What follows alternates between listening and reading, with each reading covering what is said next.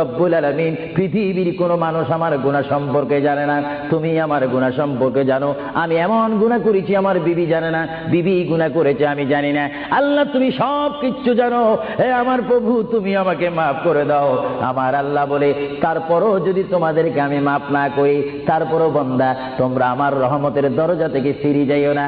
আমি তোমাদেরকে হুকুম দিচ্ছি, ওয়ালাউ আন্নাহুম ইয যালামু আনফুসাহুম জাউকা, বান্দারে যদি গুনাহ করে ফেলো আমার রহমত থেকে মুখ ফিরিয়ে তুমি চলে যাইও না। বান্দা, আকাশ পরিমাণ যদি গুনাহ করো, পাতাল পরিমাণ যদি গুনাহ করো, সাগরের পানি পরিমাণ যদি গুনাহ করো, পাহাড় তুলনায় যদি তুমি গুনাহ করো, আমার দরবার থেকে তুমি নিরাশ হইও না। বান্দা, আমি তোমাকে একটি রাস্তা পাঠাই দিচ্ছি, একটি পথ তোমাকে আমি দেখাই দিচ্ছি। সেই পথটি কোন পথ তোমরা জানো?